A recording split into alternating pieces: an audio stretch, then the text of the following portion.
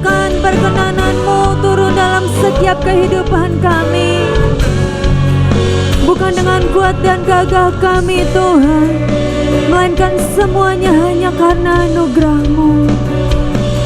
How my soul longs for You, longs to worship You forever in Your power and majesty. Mari nyanyikan sekali lagi, how my soul longs for You. How my soul. Bagaimana setiap jiwa kami merindukan Engkau Tuhan, merindukan kehadiran-Mu Tuhan di dalam setiap kehidupan kami Tuhan. Forever in Your power and majesty. Mari nyanyikan sekali lagi biar itu keluar dari dalam setiap hati kita. How my soul longs for You, longs to worship You forever in Your power and majesty.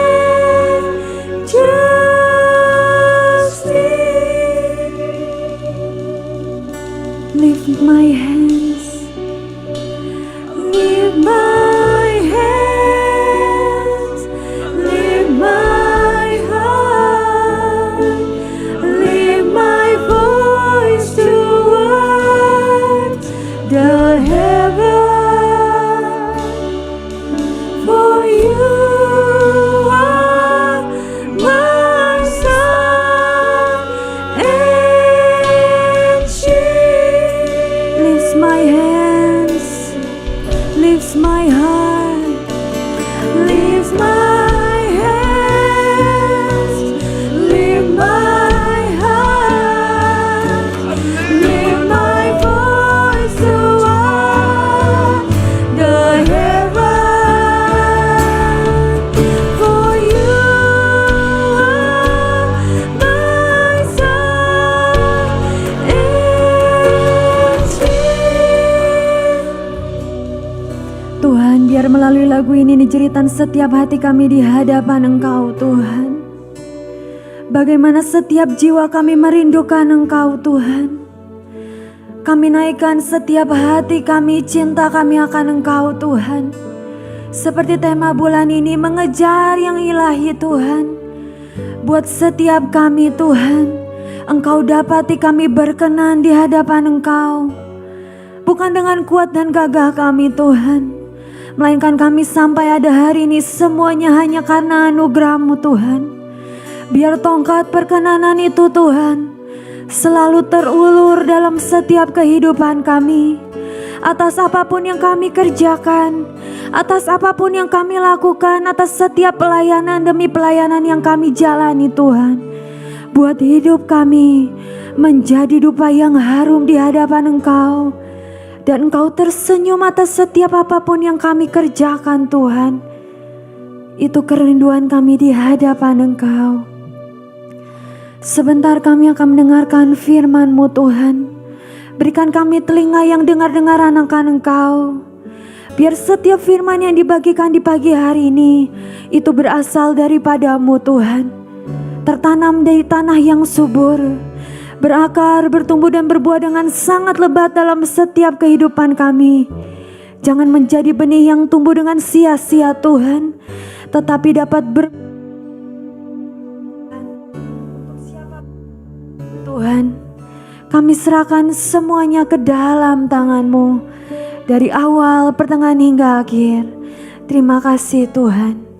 Di dalam nama Tuhan Yesus. Haleluya. Amin, amin, amin. Silakan duduk saudara.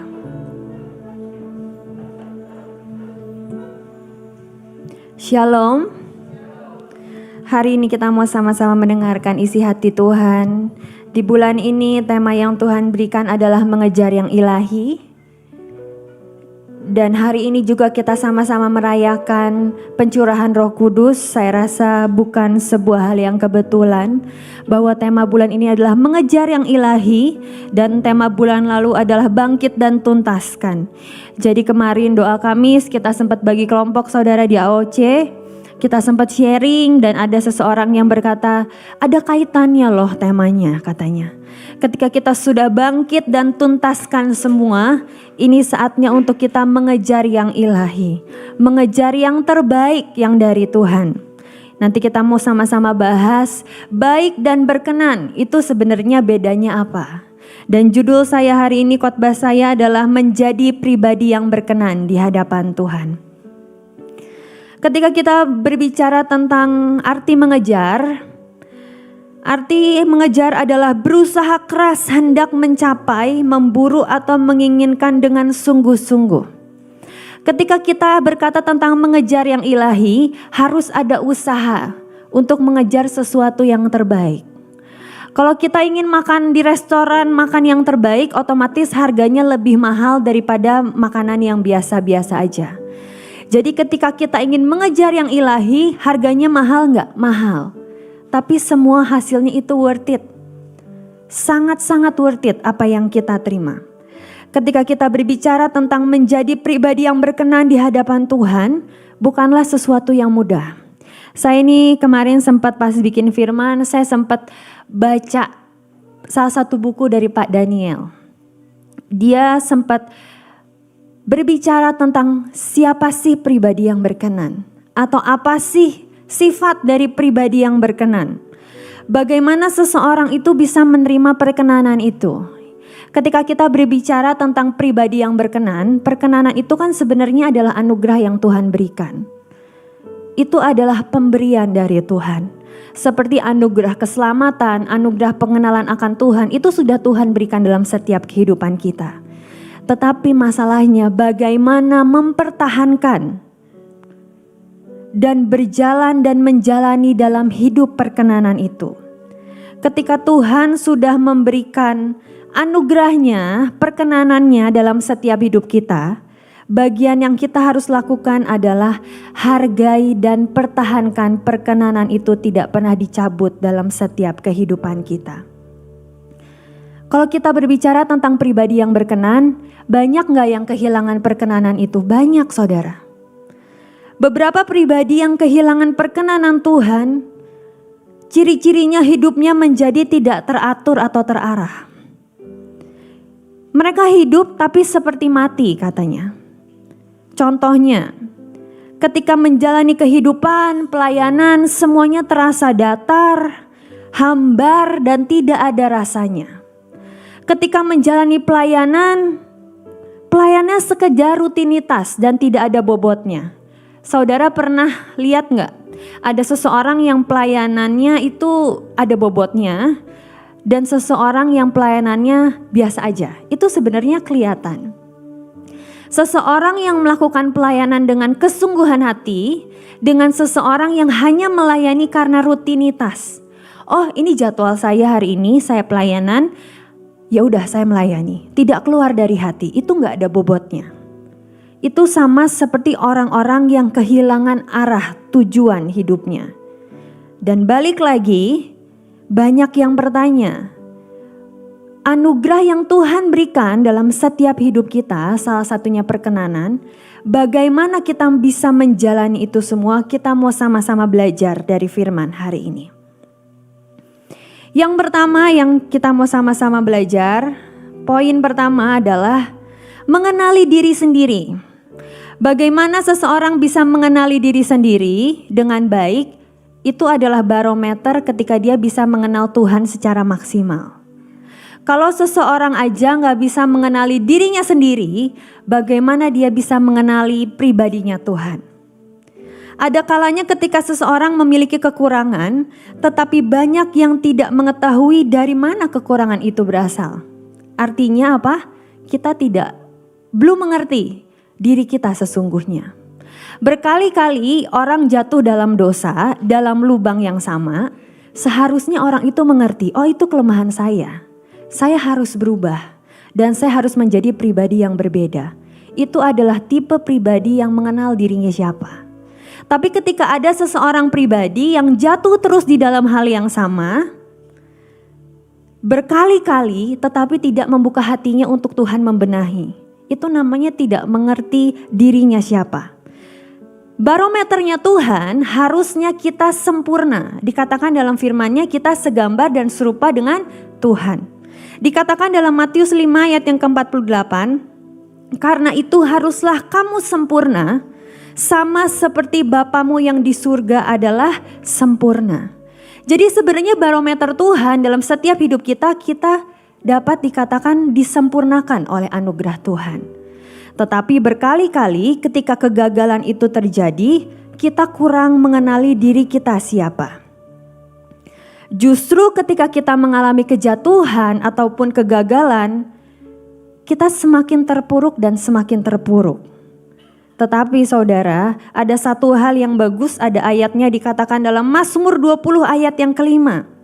Kiranya diberikannya kepadamu apa yang kau kehendaki dan dijadikannya berhasil apa yang kau rancangkan.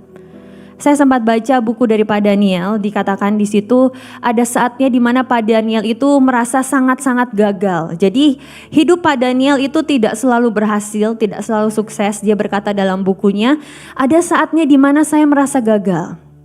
Tetapi di saat itu yang ditanamkan di dalam pikirannya adalah semua yang Tuhan rancangkan adalah yang terbaik. Tuhan tidak pernah meninggalkan seseorang. Setiap kegagalan yang diberikan itu adalah kunci keberhasilan yang sedang menunggu di depannya. Jadi beliau mengatakan di dalam buku itu dikatakan seperti ini. Meskipun yang terlihat adalah sesuatu yang tidak baik secara mata jasmani, tetapi tanamkanlah di dalam pikiran setiap kita bahwa apapun yang dijadikan Tuhan adalah berhasil dalam setiap kehidupan kita. Sebenarnya ya saudara, saya sempat searching juga, semua itu diatur oleh mindset kita. Mau kita gagal, mau kita berhasil, itu semuanya diatur oleh mindset kita, oleh pikiran kita. Mungkin kita gagal dalam satu poin, tapi mungkin Tuhan ingin kita belajar dalam kegagalan itu. Jadikan itu batu loncatan untuk kita berjalan bersama dengan Tuhan. Tapi kalau mindset kita udah yang seperti aku gagal terus, aku gak pernah bisa bangkit, aku selalu seperti ini. Apakah mereka akan berhasil? Saya percaya enggak. Tapi kalau mindset kita seperti yang tertulis dalam Mazmur 20 ayat yang ke-5, kiranya diberikannya kepadamu apa yang kau kehendaki dan dijadikannya berhasil apa yang kau rancangkan. Saya percaya apapun yang kita kerjakan akan berhasil dan menjadi besar bersama dengan Tuhan. Amin. Dikatakan juga dalam firman-Nya, Tuhan Allahmu telah mengubah kutuk itu menjadi berkat bagimu, karena Tuhan Allahmu mengasihi engkau. Saya percaya apapun yang kita hadapi, itu tidak selalu semuanya mulus. Kan ada yang namanya lagu, Tuhan tak pernah janji langit selalu biru, tetapi Dia berjanji selalu menyertai. Nah, saya banyak baca dari buku ini juga, dikatakan bahwa semua yang kita alami, yang kita hadapi, baik itu keberhasilan, baik itu kegagalan, penyertaan dan rekayasa Tuhan itu selalu sempurna atas setiap hidup kita. Saya pegang kata-kata ini saudara, dan saya pegang ayat ini, saya bacakan. Apabila Tuhan sudah menghendaki kita untuk berhasil dan menerima segala sesuatu yang terbaik, siapapun bahkan kuasa apapun tidak dapat mencegah. Itu yang selalu saya pegang sampai hari ini. Saya berkata kalau memang ini jatah saya, kuasa apapun tidak dapat mencegah atau membatalkan. Karena saya percaya seperti hari ini pencurahan Roh Kudus kan salah satunya adalah ketika kita diberikan kuasa. Ada Roh Kudus dalam setiap kehidupan kita. Jadi kalau saudara sudah pernah mungkin diberikan nubuatan ataupun janji-janji Tuhan, jangan pernah menjadi lemah, kok gak jadi-jadi ya janjinya. Pegang teguh, suatu saat di waktu Tuhan yang indah semuanya akan jadi seperti yang Tuhan inginkan. Tidak akan ada yang dapat mencuri. Ada ayatnya juga yang berkata, jika Ia sudah membuka pintu maka tidak ada satupun yang dapat menutupnya. dan yang terjadi pula yang sebaliknya. Sebelum melanjutkan, saya mau kesaksian saudara tentang hal ini. Sebuah pelajaran di mana mungkin yang terjadi tidak baik, tapi selalu ada rekayasa Tuhan yang membuat semua indah pada waktunya. Kesaksian ini baru 2 hari yang lalu, saudara. Jadi hari itu di mana saya itu selesai dari rumah, nganter Emma les, saya pergi ke AOC. Setelah saya pergi bukan AOC, ke butik, saya kerja seperti biasa. Dan jam 5.15 saya itu harus menjemput suami saya harus menjemput Derian ke WUS di Padalarang gitu. Singkat cerita, saya ini ada kerjaan dadakan dipanggil ibu saya untuk membantu. Saya tuh ngelihat jam, udah jam 4.45. Saya udah panik banget gitu. Saya, aduh gimana nih, udah masih telat gitu. Saya ambil kunci mobil saya nyetir. Bahkan saya tinggalkan anak saya untuk ikut pulang sama ibu saya.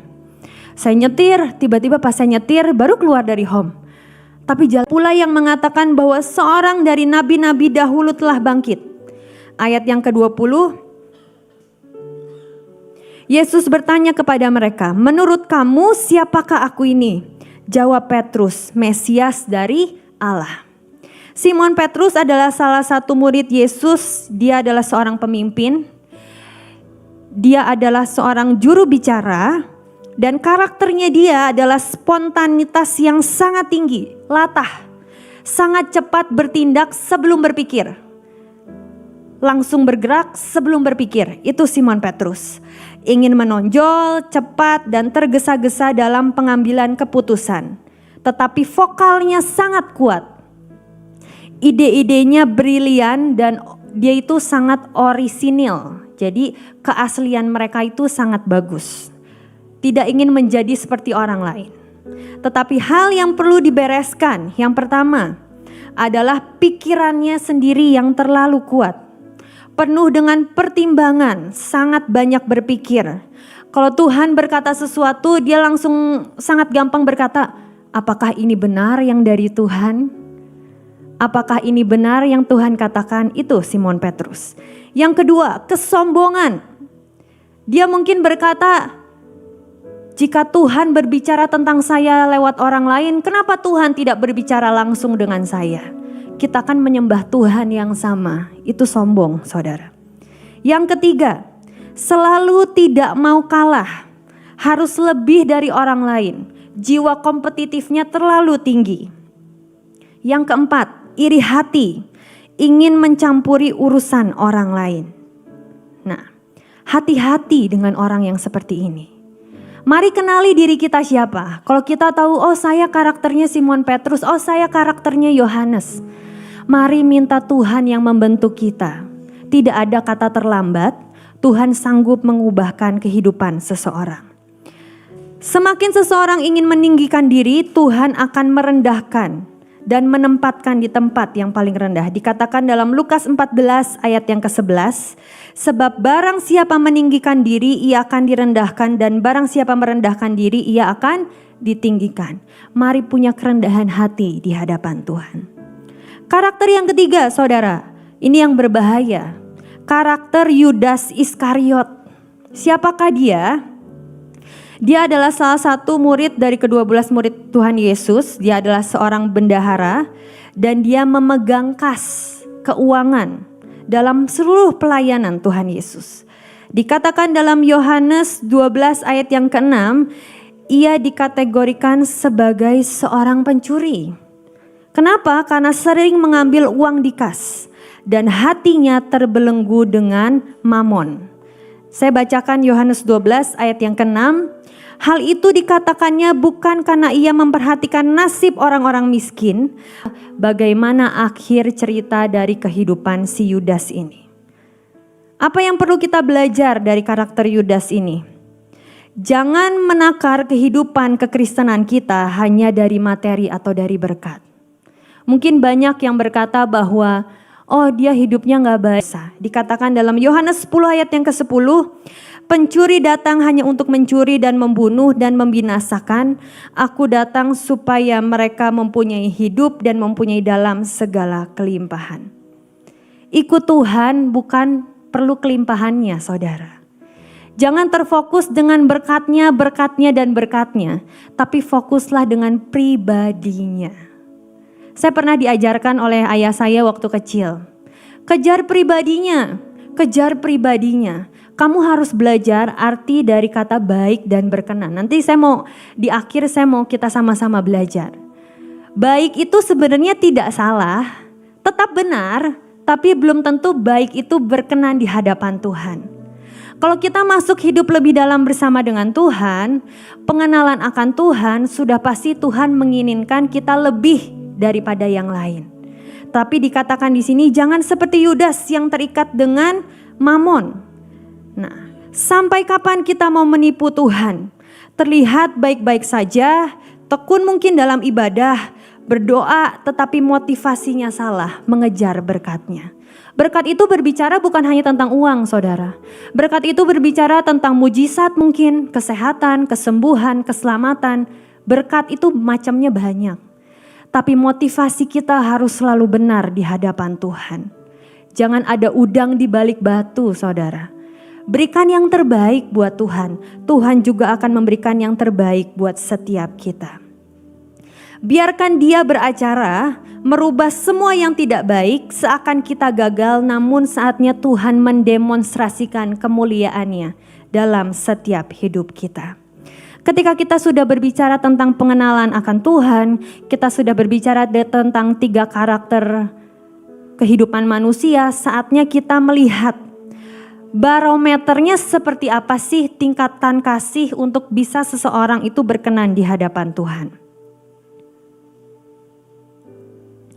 Yang pertama, tingkatan kasih adalah kasih yang selalu berfokus kepada diri sendiri. Ini tingkatan kasih paling bawah. Semuanya harus aku dan aku. Aku butuh, Tuhan harus selalu kasih. Itu tingkatan kasih paling rendah. Tingkatan kasih kedua, kasih yang menginginkan adanya sebuah timbal balik. Saya punya cerita, saudara, tentang tingkatan kasih yang kedua ini. Tentang seorang anak yang ingin mendapatkan apa yang dia inginkan. Jadi anak ini sebenarnya anak yang malas, anak yang tidak melakukan hal apapun yang ibunya katakan, pekerjaan rumah segala dia gak kerjain. Tapi ketika dia punya sebuah tujuan, dia ingin membeli sesuatu, dia memutar otak bagaimana caranya supaya ibunya memberikan sebuah biaya untuk dia membeli itu. Akhirnya selama seminggu anak ini bangun pagi, anak ini membereskan rumah, anak ini mengepel tanpa ibunya suruh, anak ini nyuci pakaian, apapun dia kerjakan. Ibunya panggil dia langsung datang, ibunya perlu dia langsung ada. Dan setelah itu ibunya kaget, kok anak saya tiba-tiba berubah ya? Apa yang terjadi dengan anak saya, katanya. Singkat cerita ibunya tetap diam. Dan anak ini bingung kok tidak ada tindakan apapun dari ibunya. Akhirnya dia menulis sebuah surat. Dikatakan seperti ini. Untuk mama terkasih. Ma, selama ini 1 minggu ini aku sudah melakukan semua pekerjaan rumah. Dan aku sudah merinci semuanya. Dan maaf ya mah, tolong dibayar, kata anak ini.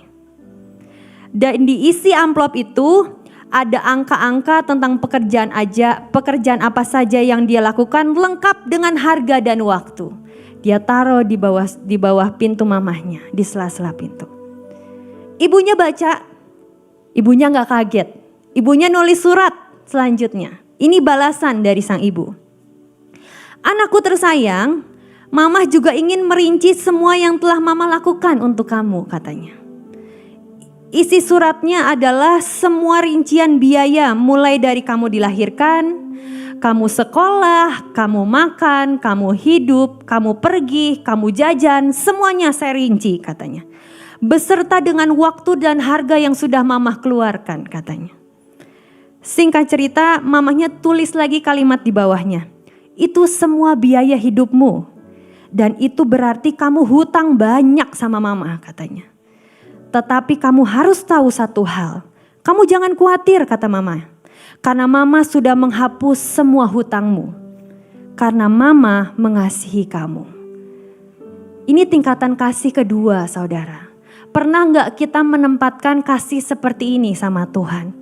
Kita sudah merasa melakukan hal yang banyak, hal yang baik, Dan kita menunggu Tuhan, Tuhan kok janjimu belum digenapi ya sampai hari ini? Kok engkau terlihat tidak baik ya dalam kehidupanku?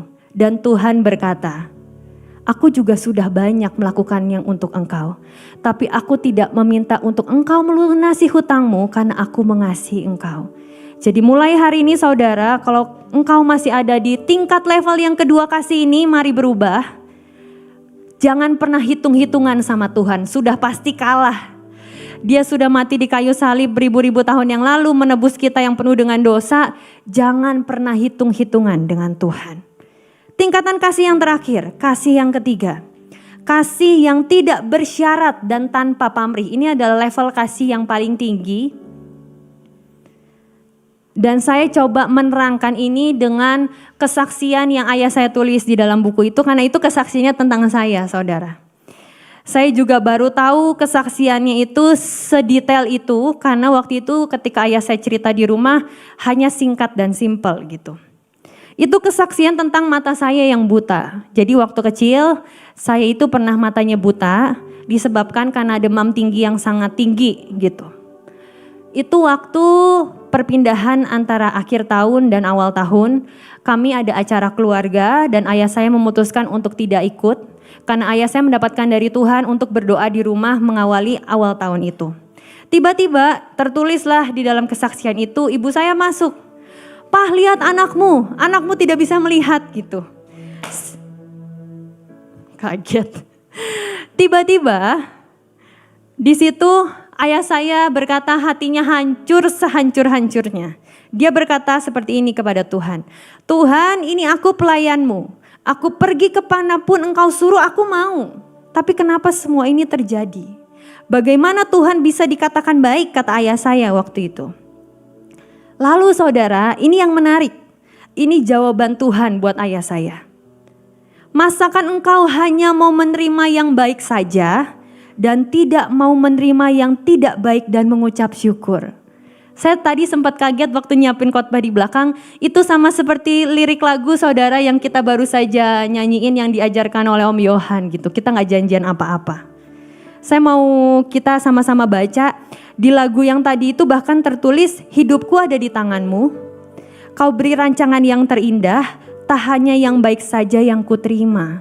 Berarti setiap hal yang tidak baik yang ada dalam kehidupan kita, itu dijadikan Tuhan sebagai pembelajaran untuk kita bisa berpegang teguh kepada iman kita. Tetapi kuncinya juga ada dikatakan di lagu itu. Ku mau tetap bersyukur, senantiasa bersyukur. Kuncinya hanya dengan bersyukur.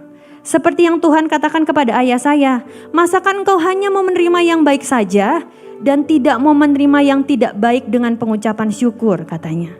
Di situ ayah saya mendapatkan sebuah kuncinya, percaya dan mengucap syukur. Mungkin keadaan di depan mata terlihat membuat kita berguguran imannya. Tetapi ketika kita melihat Yesus, iman kita semakin besar di dalamnya. Jadi di hari itu ayah saya memutuskan untuk fokus sama Tuhan.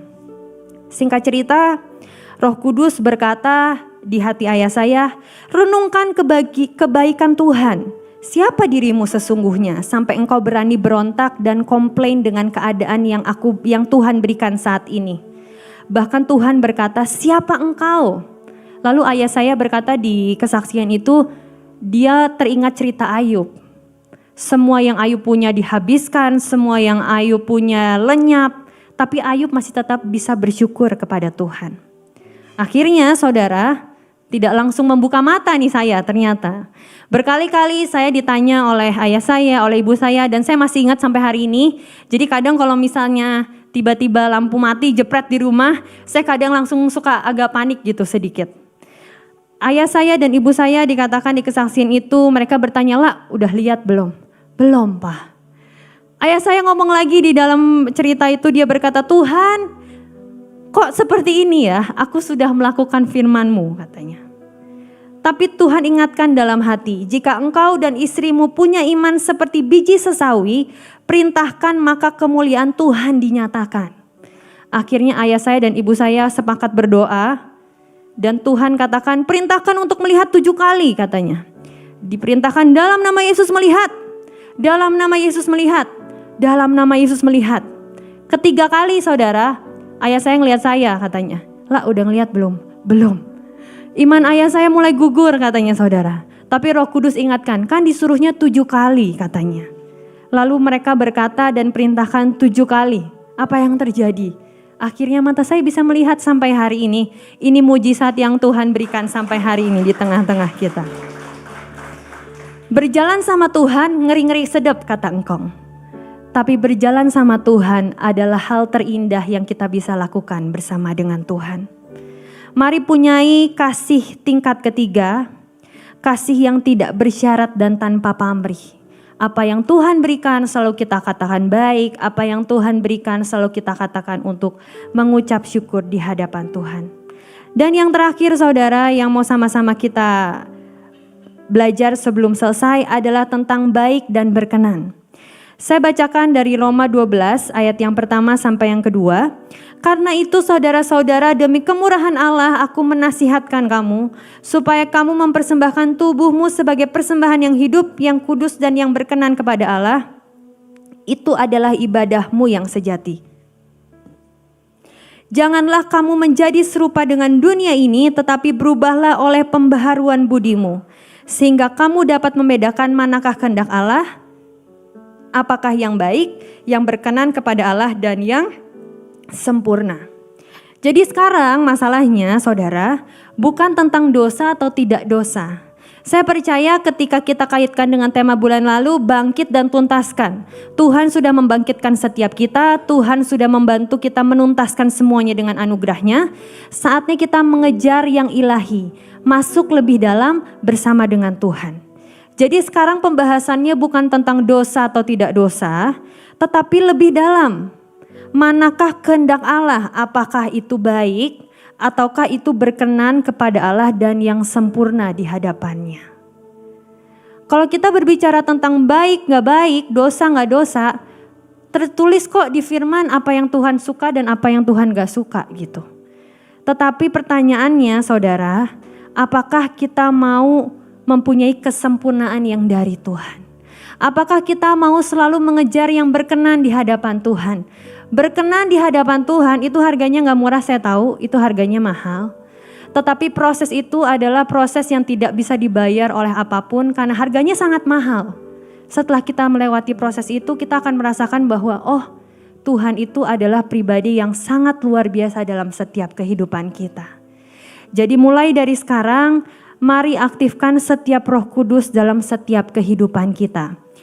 Seperti apa yang kita peringati di hari ini adalah hari pencurahan Roh Kudus, 50 hari setelah kebangkitan Tuhan dan 10 hari setelah kenaikan Tuhan Yesus. Tuhan sudah memberikan Roh Kudusnya dalam setiap hidup kita dan saatnya kita mengaktifkan Roh Kudus untuk selalu berjalan bersama dengan kita. Menjadi pribadi yang berkenan di hadapan Tuhan. Saya mau tutup dengan satu kesaksian terakhir dari saya saudara.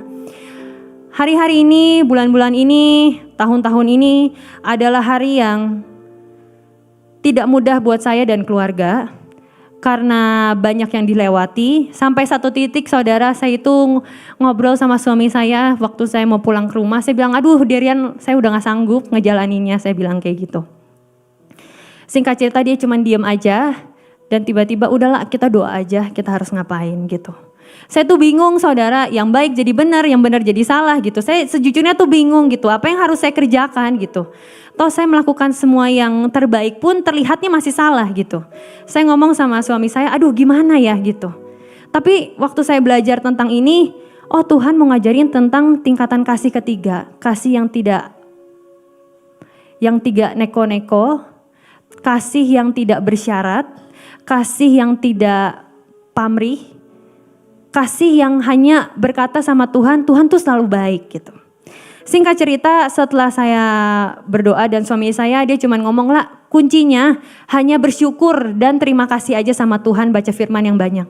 Terus saya bilang iya sih ngomongnya gampang gitu tapi kan ngejalaninya susah, saya bilang gitu. Saya tuh sampai sempat sakit saudara kemarin gitu, saking kepikirannya harus ngapain gitu.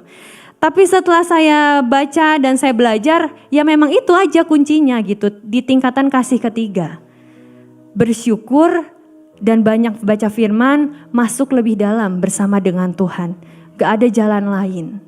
Jadi hari ini pas dengan makna pencurahan Roh Kudus, mari sama-sama kembali aktifkan Roh Kudus dalam setiap hidup kita. Biar kuasa yang Tuhan berikan, keberanian yang Tuhan berikan, jadikan kita saksi-saksi Tuhan dimanapun kita ditempatkan. Dan tingkat kasih yang Tuhan berikan dalam setiap hidup kita, mari naikkan kepada tingkat kasih ketiga. Karena saya percaya kita sudah disempurnakan oleh Tuhan, dan kita bisa menjadi pribadi yang berkenan di hadapan Tuhan. Saya undang semuanya bangkit berdiri, kita mau sama-sama nyanyikan.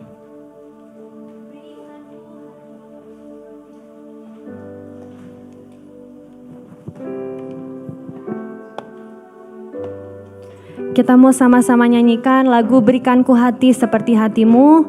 Kita mau minta biar hati yang dari Tuhan kembali tercurah atas setiap hidup kita.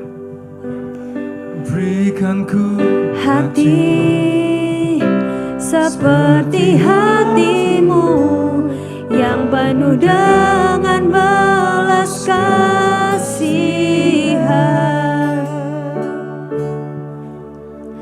Berikanku mata seperti matamu, memandang tuayan di sekelilingku. Berikanku tanganmu untuk melakukan tugasku. Berikanku kakimu melangkah dalam rencanamu. Berikanku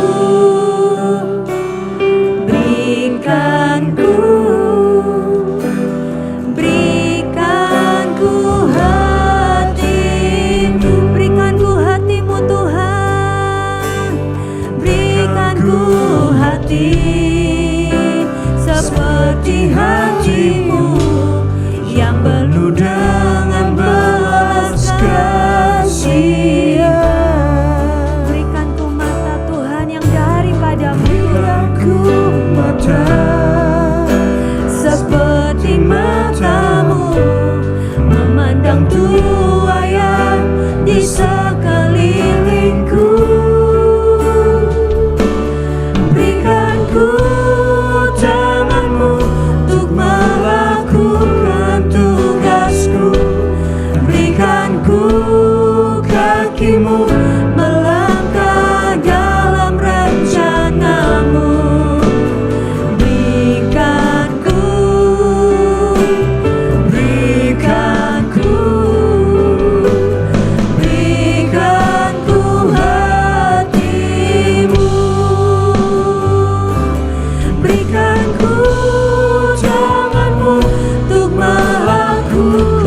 Bawa setiap pribadi di tempat ini Tuhan. Mari berikan setiap kami hati yang daripadamu. Mari berikan kami mata yang seperti Engkau Tuhan. Berikan kami tangan dan kaki Tuhan yang seperti Engkau mau Tuhan. Untuk kami bisa melakukan setiap tugas-Mu, setiap kehendak-Mu yang terjadi dalam setiap hidup kami. Jadikan kami pribadi yang berkenan Tuhan. Jadikan kami mempunyai hati seorang hamba yang bisa melakukan apapun yang Kau beritakan untuk setiap kami. Biar kiranya di hari ini Tuhan, sebuah makna tentang pencurahan Roh Kudus. Kami terima kembali Roh Kudus yang Kau berikan dan aktifkan dalam setiap hidup kami Tuhan.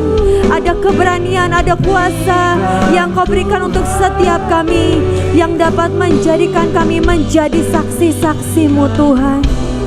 Tangan-Mu untuk melakukan tugasku. Berikanku kakimu melangkah dalam rencana-Mu. Berikanku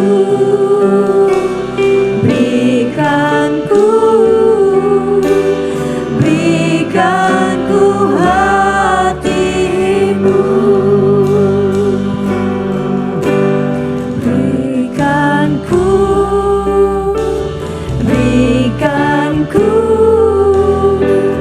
Berikanku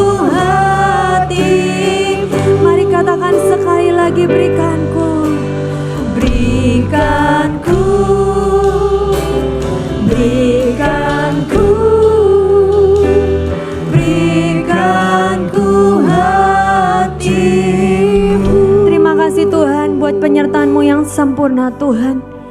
Biar Engkau dapati setiap kami menjadi pribadi yang berkenan di hadapan Engkau. Engkau yang katrol setiap kehidupan kerohanian kami Tuhan. Untuk kami mempunyai tingkat kasih yang tertinggi Tuhan. Kasih yang tanpa syarat, yang mengasihi Engkau dengan sepenuh hati. Dan kuncinya adalah bersyukur dan mendekat kepada Engkau. Kami serahkan semuanya ke dalam tangan-Mu. Di dalam nama Tuhan Yesus. Haleluya. Amin, amin, amin.